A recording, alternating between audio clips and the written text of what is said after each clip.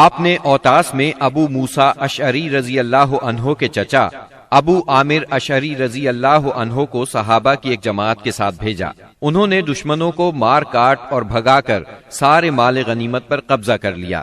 البتہ ابو عامر اشعری رضی اللہ عنہ خود اس معرکے میں شہید ہو گئے اور ان کی جگہ ابو موسیٰ اشعری رضی اللہ عنہ نے سنبھالی اور کامیاب و کامران لوٹے۔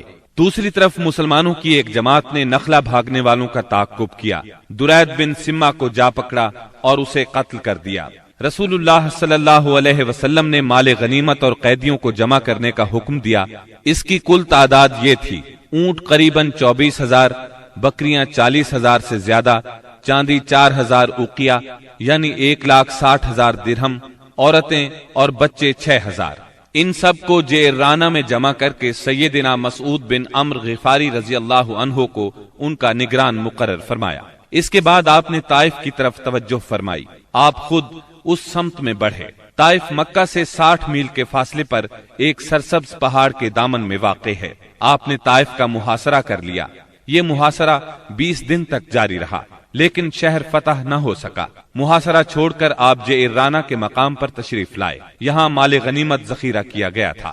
رسول اللہ صلی اللہ علیہ وسلم طائف سے جعرانہ واپس آ کر 10 دن سے زیادہ ٹھہرے رہے۔ مال غنیمت تقسیم نہ فرمایا۔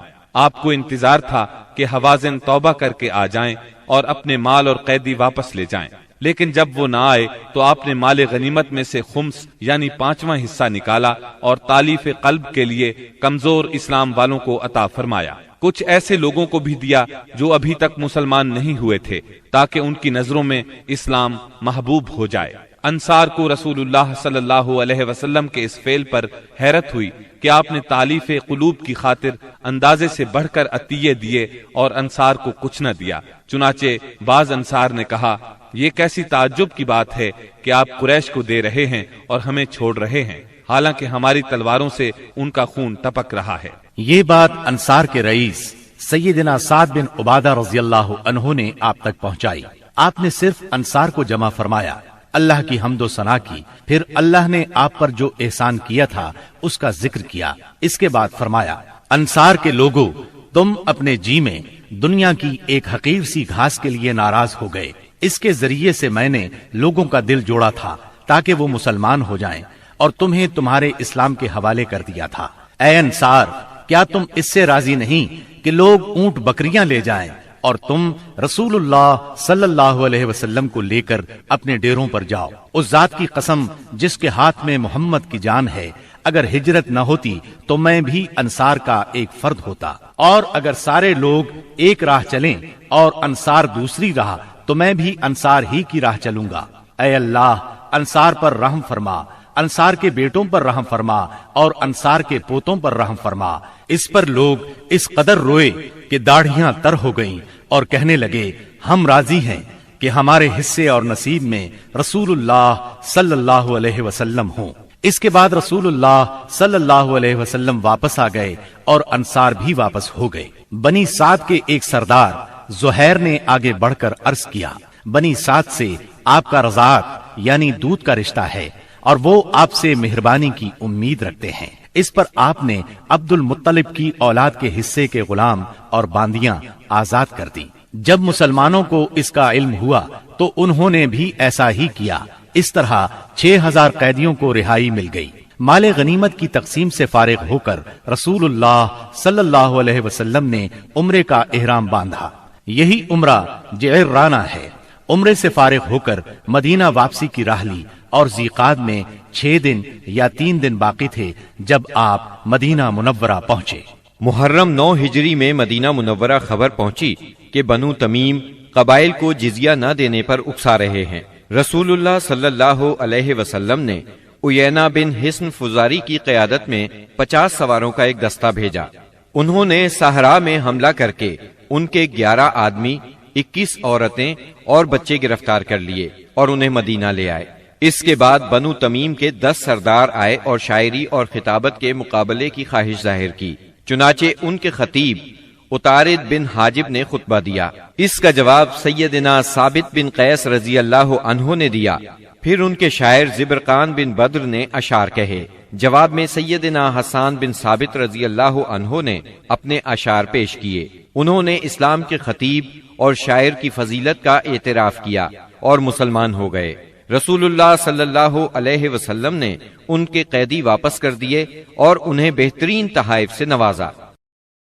رجب 9 ہجری میں نبی کریم صلی اللہ علیہ وسلم کو اطلاع ملی کہ ہرقل قیصر روم مسلمانوں کے خلاف جنگ کرنے کے لیے زبردست تیاریاں کر رہا ہے۔ آپ نے مناسب خیال کیا کہ آگے بڑھ کر دشمن کا راستہ روک لیا جائے، چنانچہ آپ نے مجاہدین کو تیاری کا حکم دیا اور اپنے حلیف قبائل سے مدد بھی طلب فرمائی۔ منافقوں نے مسلمانوں کو یہ کہہ کر بہکانا شروع کیا کہ اس جنگ میں جانا موت کو دعوت دینا ہے، کیونکہ یہ اعراب کی جنگ نہیں بلکہ قیصر روم کی فوج کا مقابلہ ہے۔ رسول اللہ صلی اللہ علیہ وسلم نے مالداروں کو غریب لوگوں کی تیاری میں مدد دینے کی ترغیب دی۔ مالدار حضرات سے جو کچھ ہو سکا لے آئے۔ سب سے پہلے سیدنا ابو بکر صدیق رضی اللہ عنہ اپنا سارا مال لے آئے، یہ 4000 درہم تھے۔ رسول اللہ صلی اللہ علیہ وسلم نے پوچھا، اپنے اہل کے لیے بھی کچھ باقی چھوڑا ہے؟ سیدنا ابو بکر صدیق رضی اللہ عنہ نے جواب میں عرض کیا، ان کے لیے اللہ اور اس کے رسول کو چھوڑا ہے۔ سیدنا عمر رضی اللہ عنہ اپنا آدھا مال لائے۔ سیدنا عثمان بن عفان رضی اللہ عنہ کے متعلق کہا جاتا ہے کہ انہوں نے 10,000 دینار، پالان اور کجاوے سمیت 300 اونٹ اور 50 گھوڑے دیے۔ اس پر نبی کریم صلی اللہ علیہ وسلم نے ان کے بارے میں فرمایا، آج کے بعد عثمان جو بھی کریں انہیں نقصان نہیں ہوگا۔ اس کے بعد عثمان رضی اللہ عنہ نے پھر صدقہ کیا، پھر اور صدقہ کیا، یہاں تک کہ ان کے صدقے کی مقدار نقدی کے علاوہ 900 اونٹ اور 100 گھوڑے تک جا پہنچی۔ سیدنا عبد الرحمن بن عوف رضی اللہ عنہ 200 اوقیہ یعنی 8000 درہم کے برابر چاندی لائے۔ سیدنا عباس رضی اللہ عنہ بہت سا مال لائے۔ سیدنا طلحہ، سعد بن عبادہ اور محمد بن مسلمہ وغیرہ بھی مال لے کر آئے۔ سیدنا عاصم بن عدی رضی اللہ عنہ 90 وسق یعنی 13,500 کلو کھجوریں لائے۔ باقی صحابہ نے بھی اپنی اپنی بساط کے مطابق بڑھ چڑھ کر صدقات کی لائن لگا دی، یہاں تک کہ عورتوں نے بھی اپنے زیورات اتار اتار کر آپ کی خدمت میں بھیج دیے۔ تنگ دست صحابہ کرام آپ صلی اللہ علیہ وسلم سے سواری طلب کرنے کے لیے آئے۔ آپ نے فرمایا، میں کچھ نہیں پاتا جس پر آپ لوگوں کو سوار کروں۔ وہ اس حالت میں واپس لوٹے کہ ان کی آنکھیں آنسو بہا رہی تھیں، اس لیے کہ وہ کچھ خرچ کرنے کو بھی نہ پا سکے۔ چنانچہ ان حضرات کو سیدنا عباس اور سیدنا عثمان رضی اللہ عنہما نے تیار کیا۔ نبی کریم صلی اللہ علیہ وسلم نے مدینہ منورہ کا انتظام محمد بن مسلمہ کو سونپا۔ بال بچوں پر سیدنا علی رضی اللہ عنہ کو مقرر فرمایا، خود لشکر لے کر تبوک کی طرف روانہ ہوئے۔ تبوک شام کی سرحد پر واقع ہے۔ نبی کریم صلی اللہ علیہ وسلم نے سب سے بڑا علم سیدنا ابو بکر صدیق رضی اللہ عنہ کے سپرد کیا اور پھر ہر قبیلے کا جھنڈا اس کے سردار کے حوالے کیا۔ غرض اسلام کا یہ لشکر 14 دن میں تبوک پہنچ گیا۔